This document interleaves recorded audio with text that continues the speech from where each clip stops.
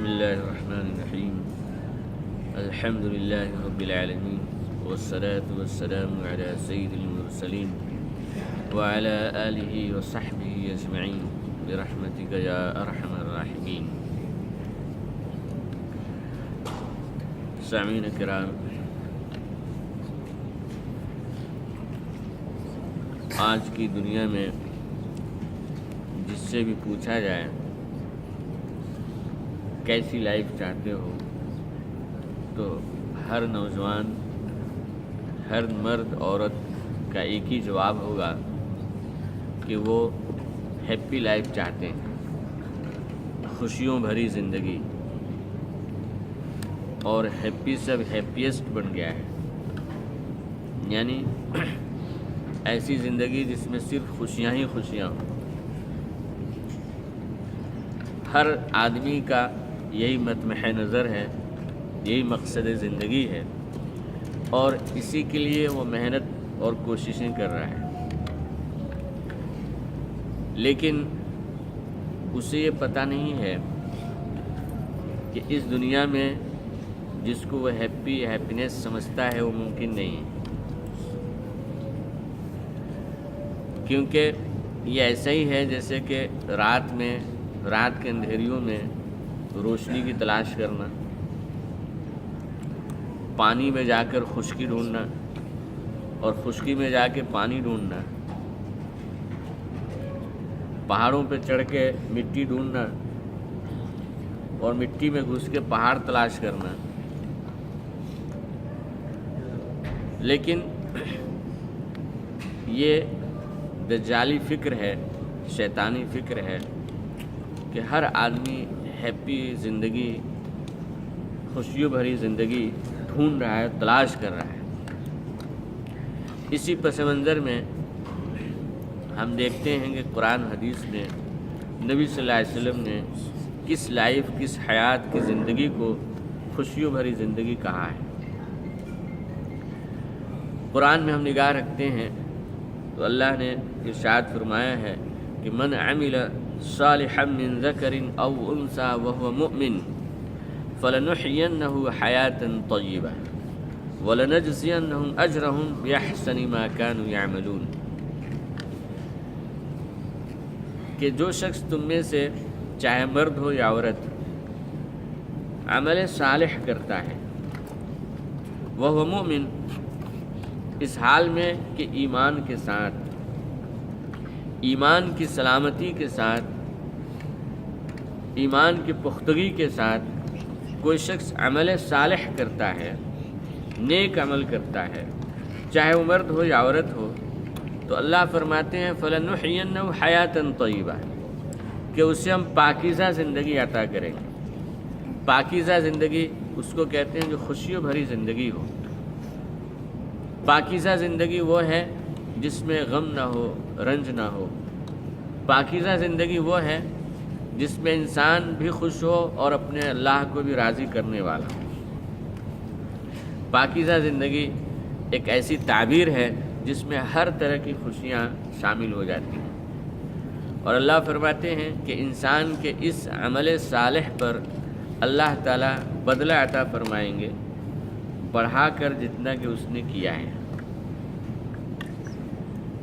حضرت عبداللہ بن عباس، جو مفسر قرآن کے نام سے جانے جاتے ہیں، وہ فرماتے ہیں کہ قرآن میں جو حیات طیبہ کہا گیا ہے، یہ السعادہ، یہ جو ہے نیک بختی ہے، یہ خوش بختی ہے، یہ ہیپی لائف ہے، یہ ہیپی زندگی ہے، اور ہر طرح کی راحت ہے، چاہے وہ جیسے بھی جہاں سے بھی حاصل ہو۔ اللہ تبارک تعالیٰ نے ارشاد فرمایا ہے کہ الذین آمنوا وعملوا الصالحات طوبی لہم وحسن مآب، کہ جو لوگ ایمان لائے ہیں اور نیکیاں کرتے ہیں، یہ نہیں کہ کبھی ایک بار کر لیا، وعملوا الصالحات، بار بار مسلسل مستقل کرتے ہیں، نیکی ان کے ایمان کا جز اور حصہ بن جاتا ہے۔ جس طرح انسان کھائے بغیر پیے بغیر نہیں رہ سکتا، لباس بغیر نہیں رہ سکتا، ایسے ہی نیکیوں کے بغیر، عمل صالح کے بغیر وہ انسان نہیں رہ سکتا۔ انہیں کبھی جمعہ کے دن نماز پڑھ لی، عیدین میں نماز پڑھ لی، کبھی کبھار صدقہ خیرات کر لیا، نہیں، لباس کے طرح سے نیکیاں اس کی زندگی کا حصہ ہوتی ہیں، کھانے پینے کے طرح سے نیکیاں اس کی زندگی کا حصہ ہوتی ہیں۔ الذین آمنوا وعملوا الصالحات طوبی لہم وحسن مآب۔ عبداللہ بن عباس رضی اللہ عنہما فرماتے ہیں کہ طوبیٰ کا مطلب کیا ہے؟ زندگی میں خوشحالی اسے نصیب ہوتی ہے، دل کی خوشی اسے نصیب ہوتی ہے، دل کا سکون اور اطمینان اسے حاصل ہوتا ہے، اور حسن مآب آخرت کے لحاظ سے یعنی کہ جنت، جس کے پنہائیوں میں وسعتوں میں آسمان و زمین سما سکتے ہیں، ایک جنت انسان کو ایسی ملے گی جس کو اللہ نے متقیوں کے لیے تیار کر رکھا ہے۔ تو ایمان کے ساتھ عمل صالح ہو تو یہ عمل صالح، یہ ہیپی زندگی ہے، یہ نیکیوں بھری زندگی، یہ خوشحالی کی زندگی ہے، یہ ہے قرآن کا دعویٰ، یہ ہے قرآن کا اسلوب، نبی صلی اللہ علیہ وسلم کی دعوت۔ اور آج دجالی فکر کیا ہے کہ ہیپی زندگی کا مطلب کہ دنیا کی بنگلے حاصل ہو جائے، چاہے وہ جائز سے حاصل ہو ناجائز سے حاصل ہو، کار حاصل ہو جائے چاہے وہ ناجائز سے ہو یا سود سے ہو یا قمار سے ہو جوئے سے ہو، انسان کے کپڑے سوٹ بوٹ اچھے ہو جائیں چاہے وہ قرض لے کر لون لے کر حاصل کیا گیا ہو۔ اس کو لوگوں نے، شیطانی اور دجالی فکر نے اس کو ہیپی لائف میں شامل کر لیا ہے۔ چنانچہ آج بہت سے بنگلوں والوں کو دیکھو گے، کار والوں کو دیکھو گے، حتیٰ کہ سوٹ بوٹ والوں کو دیکھو گے کہ نہایت چمکتے ہوئے دمکتے ہوئے اور خوش باش خوشحال نظر آتے ہیں، لیکن وہ سب کا سب قرض سے لیا ہوا ہے، سب کا سب قرض سے لیا ہوا ہے، لون سے لیا ہوا ہے، کریڈٹ کارڈ سے لیا ہوا ہے۔ اب ایسا شخص جو قرض سے لیا ہے، قرض کے معنی ہوتے ہیں کاٹنے کے، کینچی کو مقراض کہا جاتا ہے، مقراض کینچی کو کہا جاتا ہے، اور قرض کے معنی کاٹنے ہو کے ہوتے ہیں، یعنی قرض سے آپ نے بنگلہ لیا، قرض سے آپ نے گاڑی لی، قرض سے سوٹ بوٹ لیا، بظاہر تو نظر آ رہا آپ یوز کر رہے ہو، لیکن اس قرض نے آپ کے سکون کو کاٹ دیا ہے، اس قرض نے آپ کے دل کے اطمینان کو کاٹ دیا ہے، اس قرض نے آپ کے اٹھنے بیٹھنے کے راحت اور خوشحالی کو کاٹ کر رکھ دیا ہے۔ بظاہر چمک دمک نظر آ رہی ہے لیکن اندر سے کھوکھلا پن ہے، اندر سے کھوکھلا پن ہے۔ یہ شیطانی دعوے ہیں کہ موج مستی کر لو، لائف بس ایک مرتبہ ہے، دنیا کو مٹھی میں کر لو، اگر تمہارے پاس نہیں ہے تو آؤ ہم دیتے ہیں۔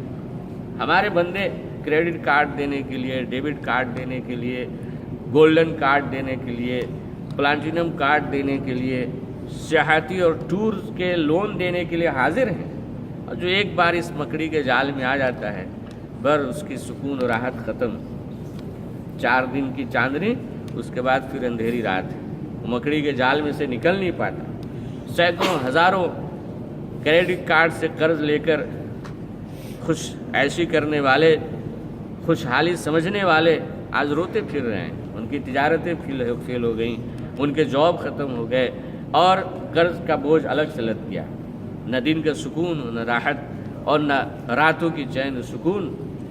تو قرض سے خوشحالی نہیں آتی ہے، دجالی فکر ہے، یہ دجالی فکر ہے اور یہ شیطانی فکر ہے۔ خوشحالی دلوں کے اطمینان سے حاصل ہوتی ہے، اور اللہ نے جس نے دل بنایا ہے کہا کہ دل کی غذا ہم نے ذکر میں رکھی ہے، دل کی غذا ہم نے عبادت میں رکھی ہے، دل کی غذا قرآن کی تلاوت میں رکھی ہے، دل کی غذا عمل صالح میں رکھا ہے، جس کو قرآن نے کہا ہے کہ الذین آمنوا وتطمئن قلوبهم بذکر اللہ، کہ جو لوگ ایمان لائے ہیں ان کے دلوں کو سکون حاصل ہوتا ہے اللہ کے ذکر سے۔ الا بذکر اللہ تطمئن القلوب، یاد رکھو کہ دلوں کا اطمینان ہم نے اپنے ذکر میں رکھا ہے، اللہ کے ذکر سے دلوں کا اطمینان حاصل ہوتا ہے۔ دنیا کی چیزوں میں اللہ نے دلوں کا اطمینان، خوشحالی رکھی نہیں ہے۔ چنانچہ ہمیشہ اس کو یاد رکھنا چاہیے کہ جو ڈگڈگی بجائے جاتے ہیں، دنیا والے بجاتے ہیں کہ کارڈ لے لو، یہ کارڈ لے لو، یہ قرض پر لے لو، ہم دیتے ہیں پھر دے دینا، یہ یاد رکھو کہ ہمیں یہ مکڑی کی جال ہے، جو پھنس گیا اس سے نکلتا نہیں ہے، اس میں خوشحالی نہیں ہے، اس میں سعادت نہیں ہے، اس میں نیک بختی نہیں ہے۔ نیک بختی کس میں اللہ نے رکھی ہے؟ عمل صالح میں رکھی ہے، نیک عمل میں رکھی ہے۔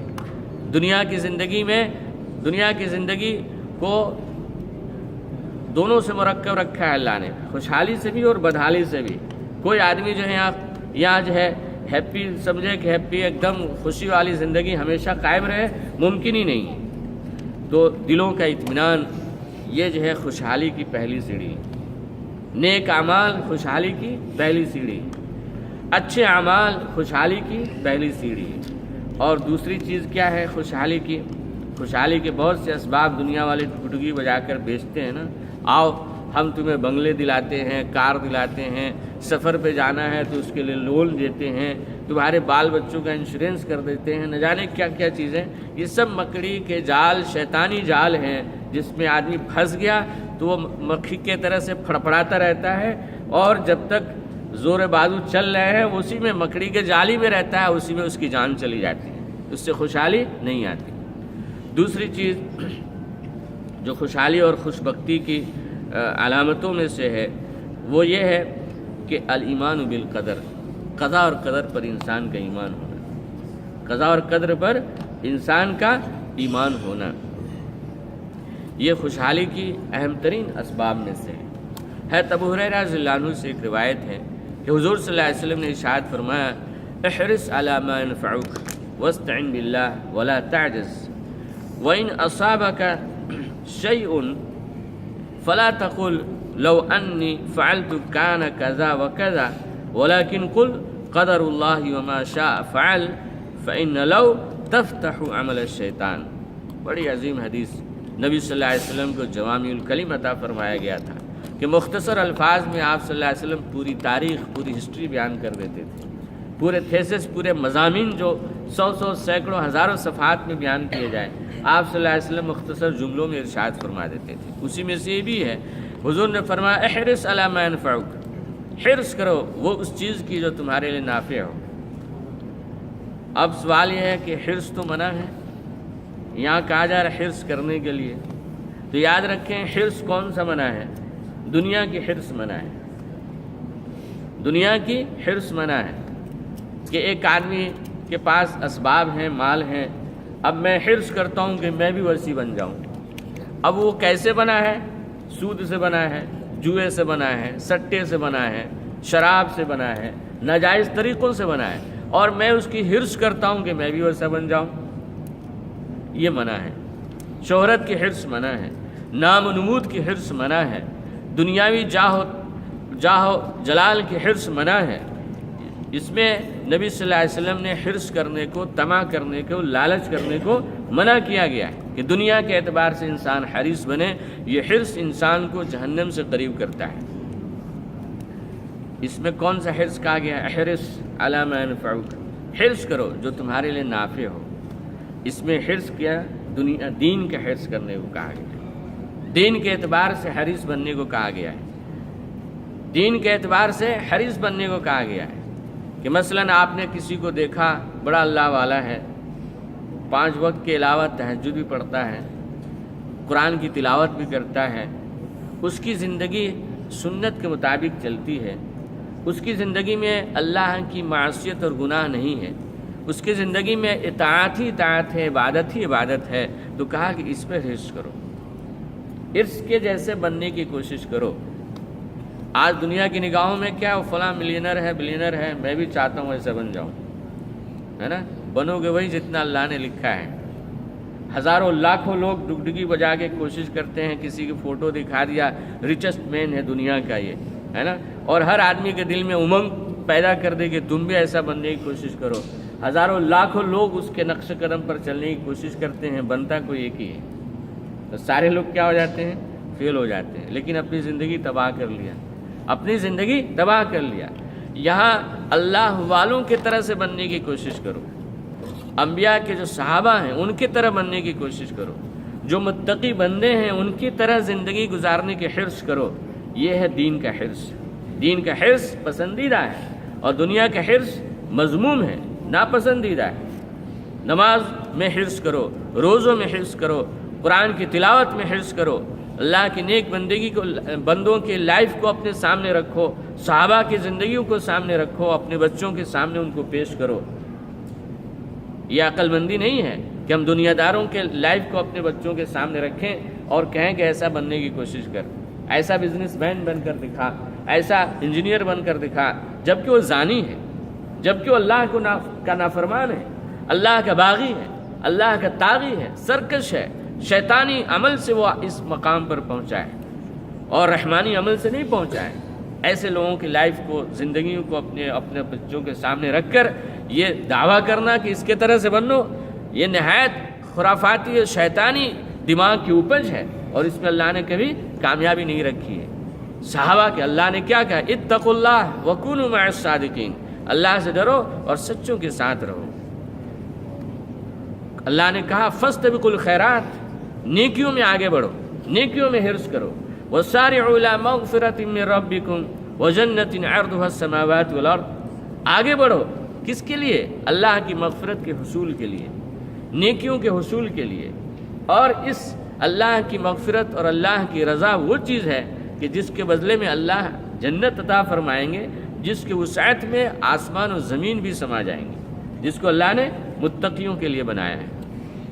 تو حضرت ابو ہریرہ رضی اللہ عنہ کی روایت ہے کہ حضور نے فرمایا احرص علی ما ينفعک، حریص بنو کہیں کہ جو تمہارے نفع پہنچائے، آخرت میں تمہارے لیے نفع پہنچائے، اس لیے کہ دنیا کی زندگی تو بلبلہ ہے، دنیا کی زندگی بلبلے کی طرح سے، منٹوں اور سیکنڈوں کی زندگی ہے آخرت کے اعتبار سے۔ تو دنیا کی حرص منع، مذموم، اور آخرت کی حرص اور دین کا حرص پسندیدہ اور محمود، کہ نمازوں کی حرص ہو، صدقہ زکوٰۃ کی حرص ہو کہ فلاں آدمی بڑا نمازی ہے میں بھی اس کے طرح سے بن جاؤں، فلاں آدمی کو اللہ نے مال دیا ہے اور بہت صدقہ خیرات کرتا ہے میں بھی اس کے طرح سے حریص بننے کی کوشش کروں۔ یہ ہے دین کا حرص۔ عبداللہ بن عمر ایک بڑے صحابی ہیں، ابو ہریرہ رضی اللہ عنہ سے ملنے گئے۔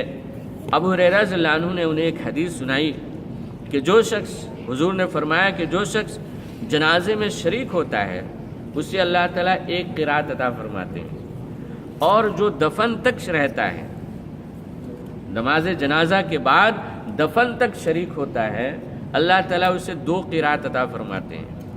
قرات ایک وزن تھا جیسے کلو ہوتا ہے، ویسے ہی قرات ایک وزن پیمانے کا نام تھا۔ تو حضور نے کیا فرمایا کہ یہ دنیا کا قرات نہ سمجھو کلو 2 کلو والا، بلکہ حضور نے فرمایا کہ قرات احد پہاڑ سے بڑھ کر ہے، یعنی دنیا پر اس کو قیاس نہیں کرنا، قرات کا وزن جیسا احد پہاڑ کا وزن ہے اس سے زیادہ ہے۔ معلوم ہوا کہ اگر جنازے میں شریک ہوئے، نماز پڑھ کر چلے آئے تو 1 قرات ملا، اور اگر دفن تک شریک رہے تو 2 قرات اجر ملا۔ حضرت عبداللہ بن عمر نے حضرت ابو ہریرہ رضی اللہ عنہ سے پوچھا کہ آپ نے سنا ہے حضور سے؟ کہا کہ ہاں میں نے سنا ہے، حضور صلی اللہ علیہ وسلم نے ارشاد فرمایا ہے۔ تو حضرت عبداللہ بن عمر نے افسوس کیا کہ افسوس ہم نے بہت سے قرات ضائع کر دی۔ یہ تھا حرص، یہ طمع، یہ لالچ کہ ارے اتنے مختصر کام پر کہ کسی کے جنازے میں ہم نے شرکت کی، دفن تک شریک رہے اور 2 احد پہاڑ کے برابر ہمیں اجر مل جائے، اس سے بڑھ کر کیا بات ہو سکتی ہے؟ اس پر افسوس ہوتا تھا اور اس میں حرص کرتے تھے۔ عبداللہ بن عمر ہی کے بارے میں آتا ہے کہ وہ بازار جایا کرتے تھے، ان کا ایک ساتھی تھا ان کے ساتھ، اور واپس چلے آتے تھے۔ ایک دن آیا تو کہا کہ چلو چلتے ہیں بازار، تو انہوں نے کہا آپ تو کچھ لیتے نہیں ہیں، نہ مال لیتے ہیں، نہ جو ہے کسی دکان پہ ٹھہرتے ہیں۔ کہا کہ میں اس لیے نہیں جاتا ہوں، میں اس لیے جاتا ہوں کہ بازار میں بہت سارے لوگوں سے ملاقات ہوتی ہے اور سب کو سلام کرنے کا موقع ملتا ہے، اور ایک سلام پر اگر السلام علیکم ورحمۃ اللہ وبرکاتہ کہا گیا تو ایک سلام پر اللہ تعالیٰ 30 نیکیاں عطا فرماتے ہیں۔ تو ملتے وقت بھی یہ پورے الفاظ کے سلام کہے اور جدا ہوتے وقت بھی پورے الفاظ کے سلام کہے تو ایک آدمی سے ملاقات پر ہمیں 60 نیکیاں ملتی ہیں، ہمیں 60 نیکیاں ملتی ہیں۔ اور اس طرح بہت سارے لوگ ایک ہی جگہ مل جاتے ہیں، ایک آدمی سے ملاقات پر 60 نیکیاں ملے، اس سے بڑھ کر کیا ہوا؟ سمجھو کہ 60 درہم مل گئے۔ اگر کہا جائے کہ آپ جا کے بازار میں مل کے آؤ، جتنے آدمی سے ملو گے 60 درہم ملیں گے، کوئی گھر میں باقی رہے گا؟ کوئی بیٹھے گا گھر میں؟ سب ہاتھ جھاڑ کے چلے جائیں گے، ایک آدمی سے ملنے پر 60 درہم، ہے نا، 60 نیکیاں ملتی ہیں اگر پورے سلام کے ساتھ ملا گیا اور رخصت ہوتے وقت پورا سلام کہا گیا۔ یہ حرص تھی، یہ طمع تھا، یہ دنیا کے لیے حرص کرو، یہ محمود ہے۔ حضور نے فرمایا احرص علی ما ينفعک، کہ حرص کرو، طمع کرو اس چیز کی جو تمہارے لیے نفع بخش ہے اور تمہارے لیے فائدہ مند ہے۔ یہ تھا اتباع سنت کی حرص، نبی صلی اللہ علیہ وسلم کی سنتوں پر عمل کرنے کا حرص۔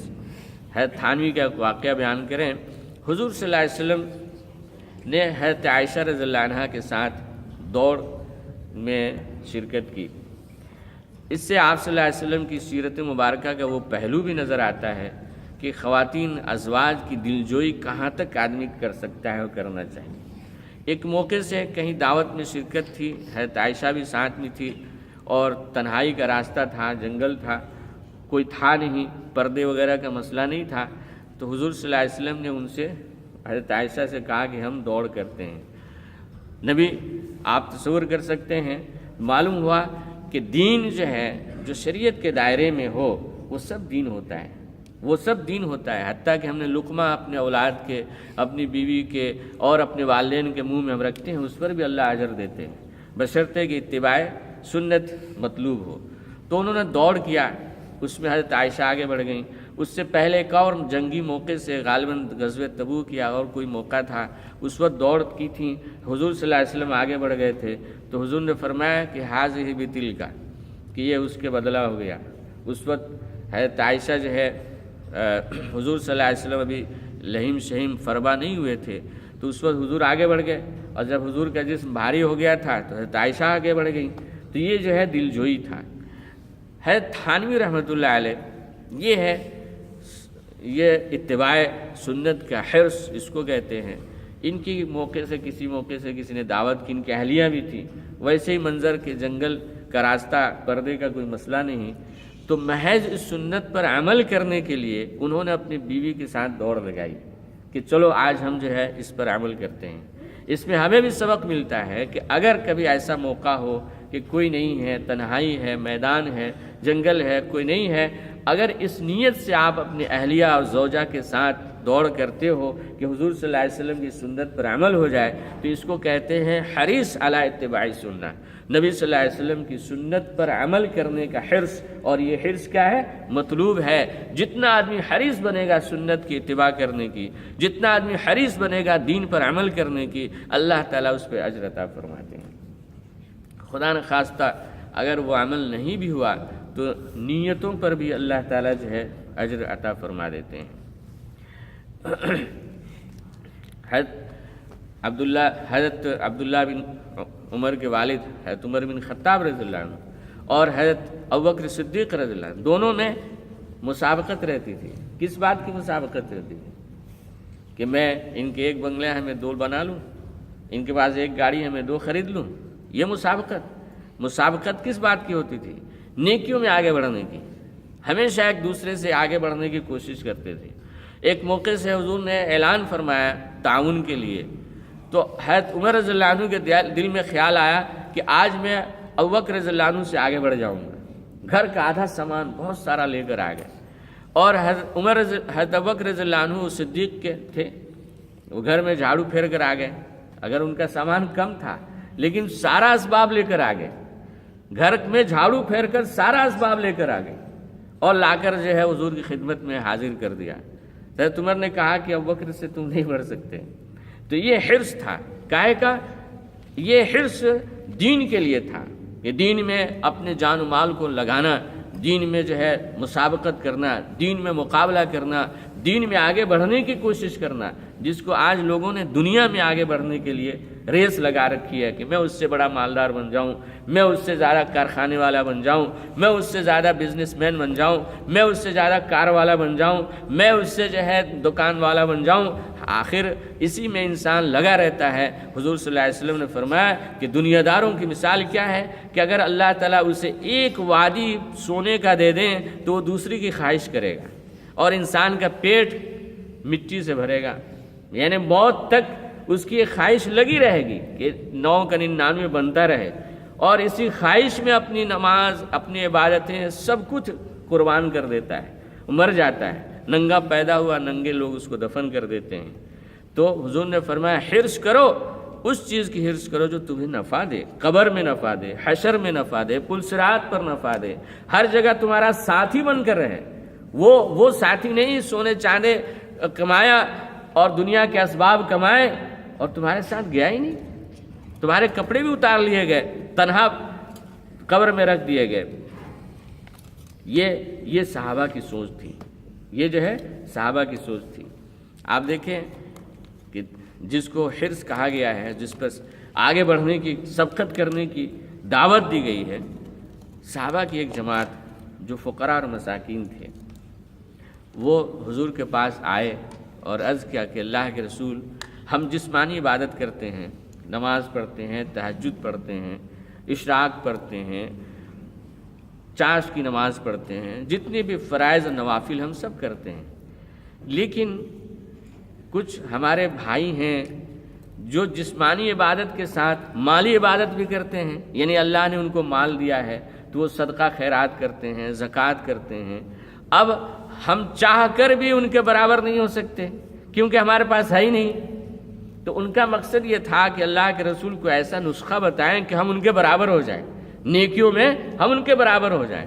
تو آپ صلی اللہ علیہ وسلم نے فرمایا کہ نماز کے بعد 33 مرتبہ سبحان اللہ، 33 مرتبہ الحمدللہ، 34 مرتبہ اللہ اکبر کہہ لو، جس کو تسبیح فاطمی کہا جاتا ہے، تو اللہ تعالیٰ جو ہے تمہیں ان کے برابر کر دیں گے۔ اب اس زمانے کے مالدار بھی تو ایسے ہی تھے، نیکیوں میں آگے بڑھنے والے، شدہ ان کو بھی کانوں میں خبر لگ گئی کہ یہ نسخہ حضور نے تجویز فرمایا ہے، وہ بھی کرنے لگے۔ اب پھر یہ آئے حضور کے پاس کہ اللہ کے رسول، وہ لوگ بھی اس پر عمل کرنے لگے۔ تو اللہ کے رسول نے فرمایا کہ ذالک فضل اللہ یؤتی من یشاء، یہ تو اللہ کا فضل ہے، اللہ جس کو چاہتے ہیں عطا فرماتے ہیں۔ یہ صحابہ کی سوچ تھی، نیکیوں میں آگے بڑھنے کی کوشش ہوتی، اس میں ہوڑ لگی تھی کہ میں آگے بڑھ جاؤں، میں زیادہ نیکیاں کما لوں۔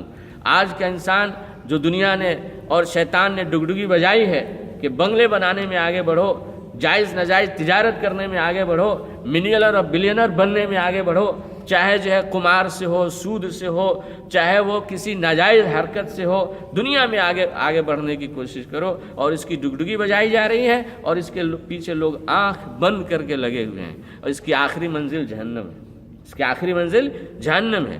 لہذا حضور نے فرمایا احرص علی ما ينفعک، حریص بنو جو تمہارے لیے نفع بخش ہو، وہ تجارت کرو جو تمہیں عذاب علیم سے نجات دلائے۔ وہ تجارت کیا ہے؟ تؤمنون باللہ ورسولہ، اللہ اور اس کے رسول پر ایمان رکھنا، اور جو کچھ کہا ہے اس کو ماننا، اپنے جان و مال کو اللہ کے راستوں میں خرچ کرنا، دنیا کے راستوں سے جو ہے پرہیز کرنا۔ اور اللہ کے رسول نے فرمایا کہ واستعن باللہ ولا تعجز، کہ اللہ سے مدد چاہو، ہے نا؟ کہ ایک آدمی ہے وہ یہ دیکھتا ہے کہ فلاں آدمی تہجد گزار ہے، اور دوسرا آدمی دیکھتا ہے میرے بڑے مشاغل ہیں، میں نہیں کر سکتا، راتوں میں اگر اٹھوں تو میری نیند پوری نہیں ہوتی ہے۔ تو اللہ کے رسول نے فرمایا کہ واستعن باللہ، اللہ سے مدد چاہو، دعا کرو، اللہ سے توفیق مانگو۔ توفیق مانگنا بھی ہمارا جو بھی عمل ہوتا ہے اللہ کے توفیق سے ہوتا ہے، یہ بھی ایک نیکی کی بات ہے، یہ بھی ایک عبادت کی بات ہے۔ اور خواہش رکھنے پر بھی، نیکی کی حرص رکھنے پر بھی اللہ تعالیٰ بسا اوقات نیکیوں کے برابر اجر دے دیتے ہیں۔ حضرت عبداللہ بن مبارک بڑے تابعیوں میں سے ہیں، اور حضرت امام ابو حنیفہ علیہ رحمہ کے شاگردوں میں سے ہیں۔ یہ جو ہے شیخ الحدیث کہلاتے ہیں، امام بخاری کے اساتذہ میں سے ہیں۔ عبداللہ بن مبارک بڑے رتبے کے، ان کا انتقال ہوا، کسی نے خواب میں دیکھا، پوچھا کیا گزری؟ کہا کہ سب ٹھیک رہا، اللہ نے بغیر استحقاق کے مغفرت فرمائی، لیکن میرے گھر کے سامنے ایک لوہار تھا، اس کے مقام تک میں نہیں پہنچ سکا۔ اب ان کے دل میں تجسس ہوا، اتنا بڑا محدث، اتنا بڑا فقیہ، استادوں کا استاد، شیخ المشائخ، اور لوہار کیا عمل کرتا تھا؟ وہ گئے، جا کر پوچھا، کہا یہ فلاں لوہار ہے اور یہ اس کا گھر ہے۔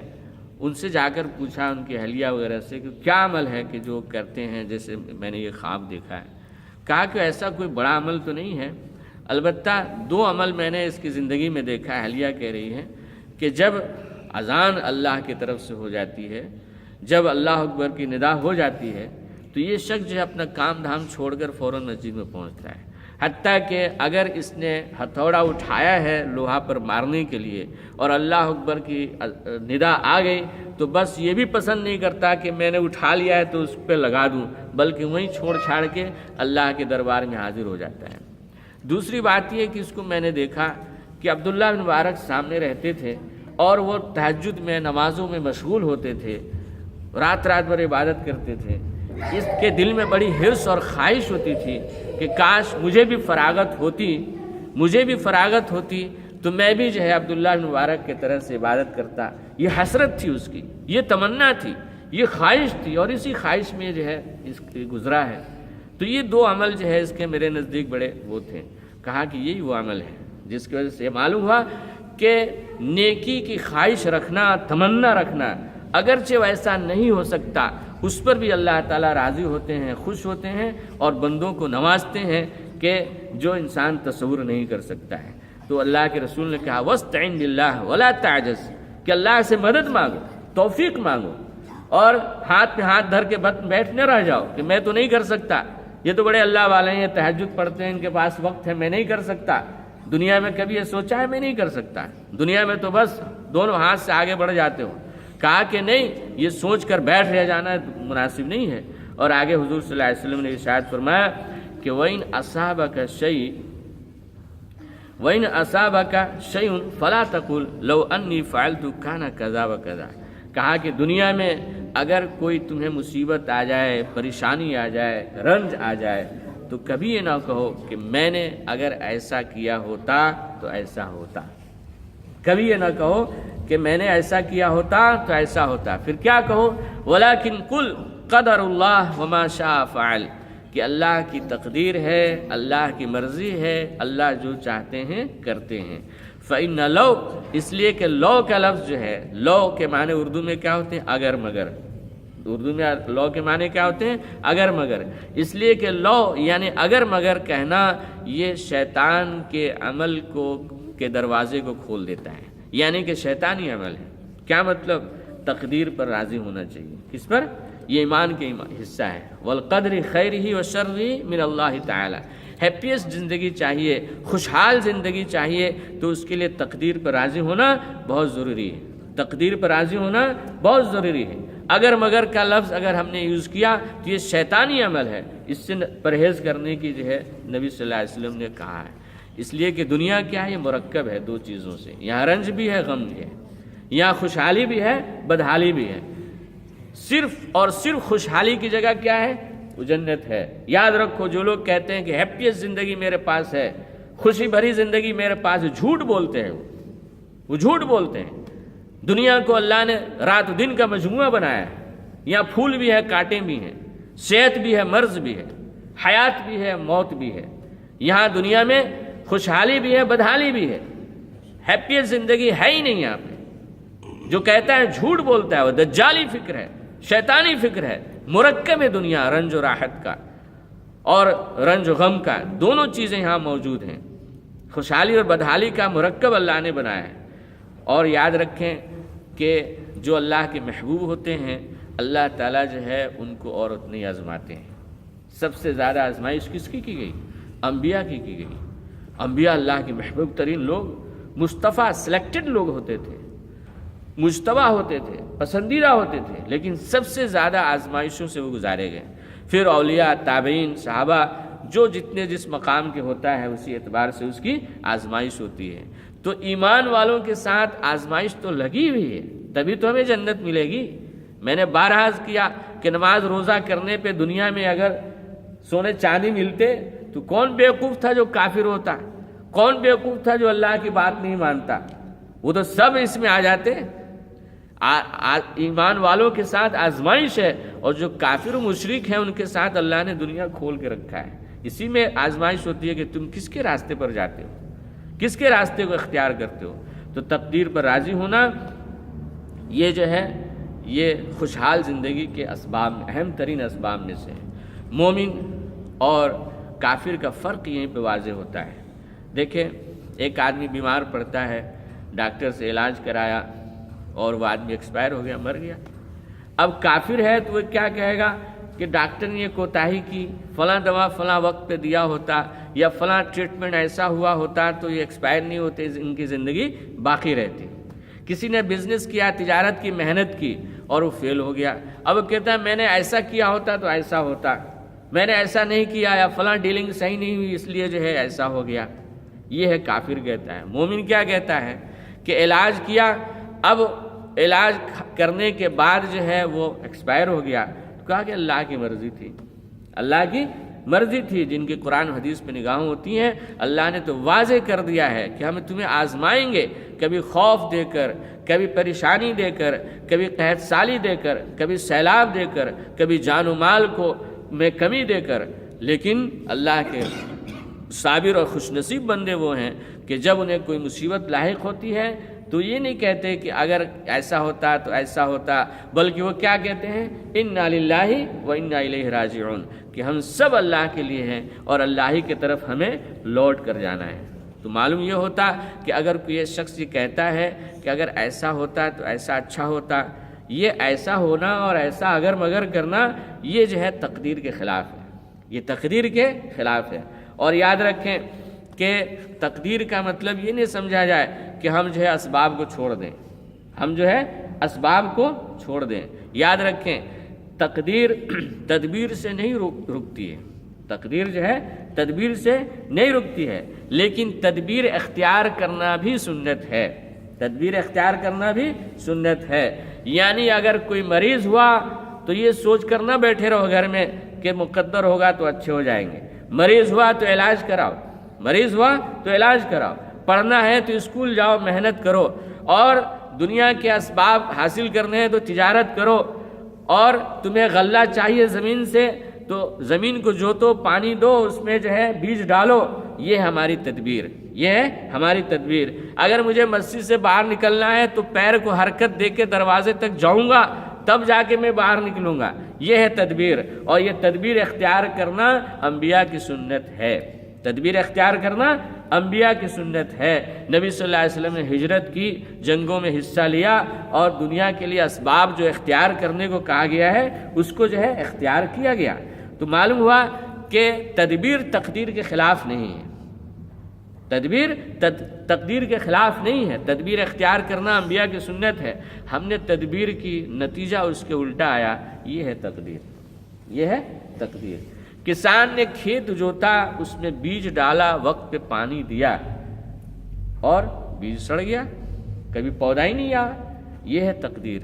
کبھی یہ ہوا کہ سب کچھ آیا، فصل تیار ہے، اور آدمی سوچ رہا ہے کہ کل جا کے میں کھیتی کاٹ لوں گا، اور رات میں پتھر کی بارش ہو گئی، آندھی طوفان ہے، سارا ختم ہو گیا، یہ ہے تقدیر، یہ ہے تقدیر۔ آدمی بیمار ہوا، میں نے علاج کیا اور آدمی کیا ہو گیا، ایکسپائر ہو گیا، ہے نا، یہ ہے تقدیر کہ دوا کھا کر بھی لوگ کیا ہو گئے، مریض بجائے اچھے ہونے کے جو ہے وہ موت ہو گئی، یہ ہے تقدیر۔ اب اگر ایسا ہو کہ ہم نے محنت صحیح رخ پر کیا ہے، حرکت کی، ہم نے ہاتھ پیر ہلائے، کوشش کی، لیکن اس کا نتیجہ الٹا آیا، یہ ہے تقدیر، یہ ہے تقدیر۔ اب اگر تقدیر ہم نے علاج کیا، مریض ایکسپائر ہو گیا، تب اس پر جو ہے واویلا نہیں مچانا چاہیے، اس پہ واویلا نہیں مچانا چاہیے، بلکہ اللہ کی رضا سمجھ کر اس پر جو ہے راضی برضا، راضی بالقضا ہونا چاہیے، یعنی اللہ کے فیصلے اور اللہ کی تدبیر پر ہمیں خوشی کا اظہار کرنا چاہیے، انا للہ و انا الیہ راجعون۔ اگر ایسا نہیں کریں گے تو کیا ہوگا، آدمی کو غم اور زیادہ لاحق ہوگا، جو صدمہ لاحق ہوا ہے اسی صدمے میں انسان یہ بھی مر جائے گا۔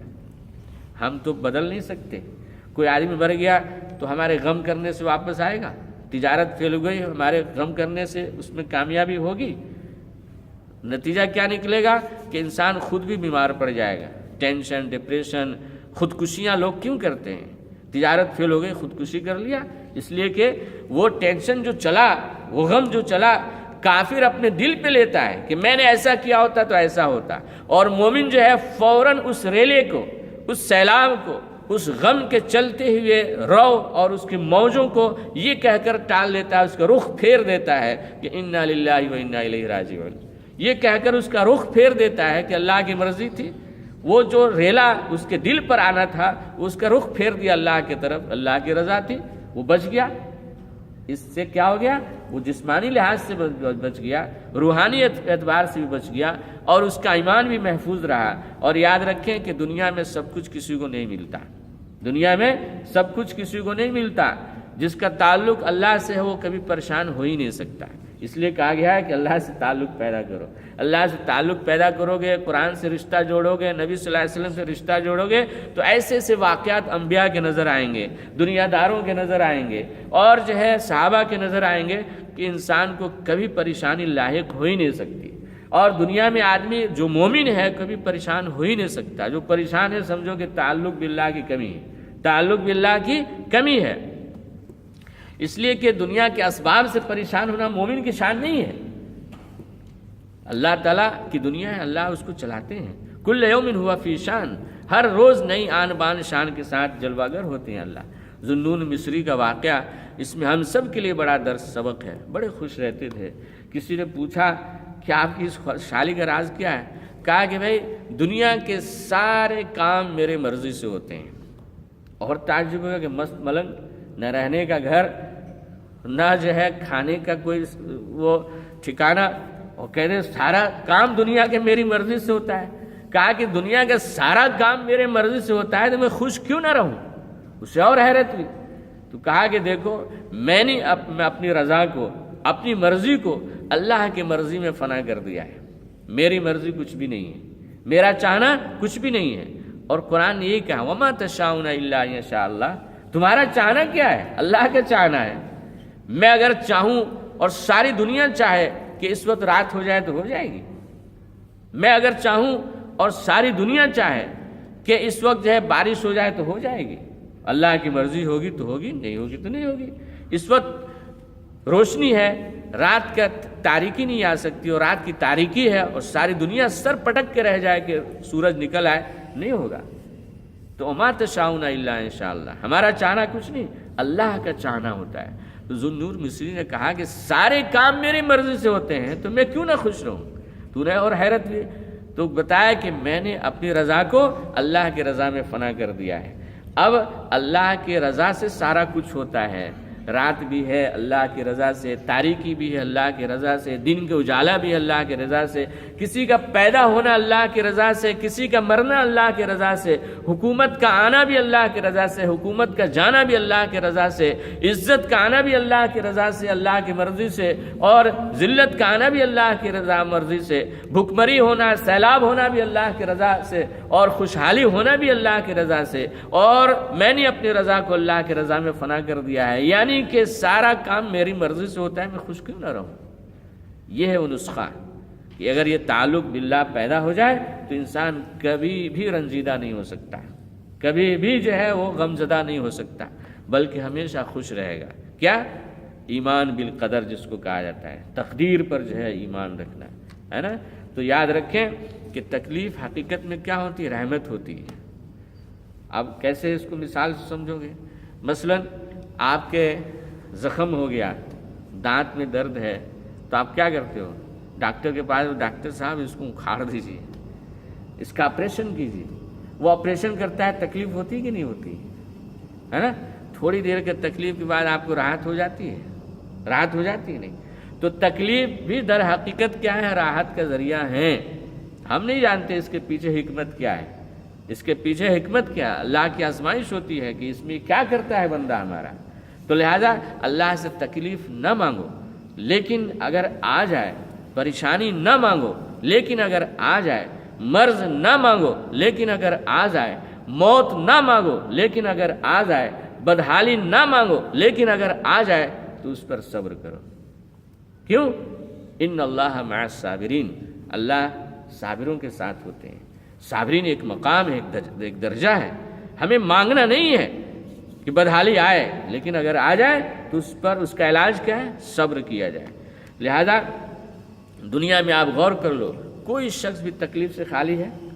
آپ سمجھتے ہو کہ بنگلہ آ جانے سے خوشحالی آ جائے گی اور کار مکان آ جانے سے خوشحالی آ جائے گی، بلکہ جن کے پاس جتنے بنگلے ہیں اتنے بدحال ہیں، جتنے کار ہیں اتنے بیکار ہیں، جتنی مال و دولت ہے اتنے ہی زیادہ جو ہے بدحالی سے دو چار ہیں وہ۔ ان چیزوں میں اللہ نے خوشحالی رکھی نہیں ہے۔ اگر تمہیں کوئی مصیبت پریشانی آتی ہے تو دیکھو جس کو تم خوشحال سمجھتے ہو، ملینر اور بلینر سمجھتے ہو، کتنے مقروض ہیں وہ، ان کے دلوں میں کا حال پوچھو۔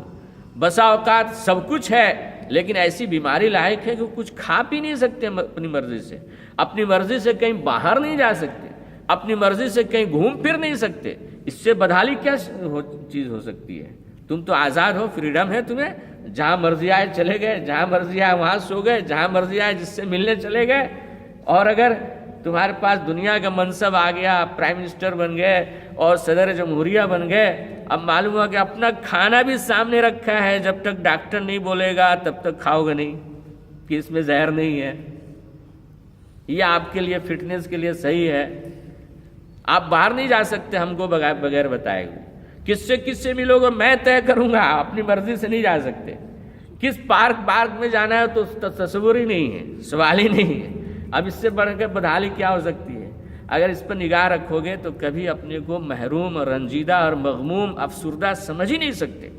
یہ ہے تعلق مع اللہ اور جو ہے قرآن و حدیث سے نسبت کے اثر کہ آدمی کبھی اس کو خوشحال لیتا ہے، کہ بدحال نہیں ہو سکتا ہے نا۔ اور یاد رکھیں کہ چھوٹی تکلیفیں بڑی تکلیفوں کو ٹال دیتی ہیں، چھوٹی مصائب بڑے مصائب کو ٹال دیتی ہیں۔ دکھ بیماریاں آنے سے انسان کا مقام مرتبہ بڑھتا ہے۔ حدیث میں آتا ہے کہ کبھی انسان کو اللہ تعالیٰ کسی خاص مقام تک پہنچانا چاہتے ہیں اور وہ اپنے عمل سے وہاں تک نہیں پہنچ سکتا تو اللہ تعالیٰ کسی بیماری، تکلیف، پریشانی میں ڈال دیتے ہیں اور اس پر صبر کی توفیق دیتے ہیں، اور اس صبر اور شکر کے ذریعے سے وہ انسان جو ہے اس اونچے مقام تک پہنچ جاتا ہے جس اونچے مقام تک عام حالتوں میں وہ نہیں پہنچ سکتا تھا۔ لہذا اگر اس پر نگاہ ہوگی تو انسان سمجھے گا کہ ارے یہ میرے رب کا ہے۔ جب یہ آدمی سمجھے گا کہ بیماری بھی اللہ کی طرف سے اور صحت بھی اللہ کی طرف سے، تو وہ استقبال کرے گا کہ اللہ کے مہمان ہیں، اللہ کی مرضی ہے، یہ اس پر مجھے صبر کرنے کو کہا گیا ہے، اس پر صحت حاصل ہو گئی تو شکر کرنے کو کہا گیا ہے۔ تو دونوں صورتوں میں مومن کے ہاتھ میں کیا ہے؟ لڈو ہے۔ انسان جو ہے اپنی بیوقوفی کی وجہ سے، نادانی کی وجہ سے اس کو ضائع کر دیتا ہے۔ تو ہیپیسٹ زندگی کیا ہے؟ وہ یہ ہے کہ اللہ سے تعلق، قرآن سے تعلق، ذکر میں آگے بڑھنے کی کوشش، دنیا میں نہیں بلکہ دین کی حرص پیدا کی جائے، اور راضی برضا ایمان بالقدر، اس پر راضی انسان رہے، اور یاد رکھے کہ جتنا زیادہ اللہ سے تعلق مضبوط ہوگا اور محبت اللہ سے بڑھے گی، اتنی ہی زیادہ تمہاری دنیا میں اور تمہارے گھروں میں، تمہارے خاندان میں جو ہے خوشحالی آئے گی، جس کو قرآن نے حیات طیبہ کہا ہے۔ حیات طیبہ کیا ہے؟ نیک عمل ہے۔ اگر گھر میں سارے لوگ نمازی ہیں، بھلے دنیا کے لحاظ سے کچھ بھی نہیں ہے، یہ حیات طیبہ ہے۔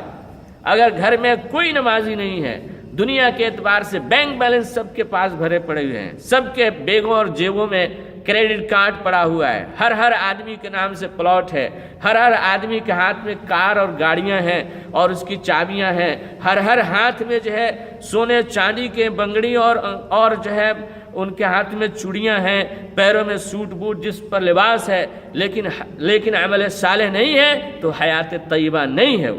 وہ بدحالی کی زندگی ہے، وہ سرکشی کی زندگی ہے، بغاوت کی زندگی ہے، اللہ اس سے راضی نہیں ہے۔ اور اگر عمل صالح ہے، نیک اعمال ہیں، نماز روزے ہیں، ہر جسم پر اللہ کی خوشنودی اور راضی کرنے کا جذبہ ہے اور اس کے لیے وہ عمل کرتا ہے، بھلے جھکی جھوپڑی میں رہتا ہے، سفر کے لیے اس کے پاس کار نہیں ہے، بنگلے نہیں ہے، کچھ بھی پرواہ نہیں ہے، وہ حیات طیبہ اس کو حاصل ہے۔ یہ قرآن کا بیان ہے کہ من عمل صالحا من ذکر او انثی، مرد عورت کوئی بھی نیک عمل کرتا ہے تو اللہ کہتے ہیں ہم اس کو حیات طیبہ دیتے ہیں، ہیپیسٹ زندگی دیتے ہیں۔ تو یہ ہیپیسٹ زندگی عمل صالح ہے، عمل صالح ہے، دنیا کے اسباب نہیں ہے، کوئی پرواہ نہیں ہے، اللہ تعالیٰ جنت میں دیں گے۔ اور اگر عمل صالح نہیں ہے، دنیا کے اسباب کے ریل پیل ہے، سب کچھ ہے، لیکن وہ حیات طیبہ نہیں ہے۔ اللہ تعالیٰ ہمیں سمجھنے عمل کرنے کی توفیق عطا فرمائے۔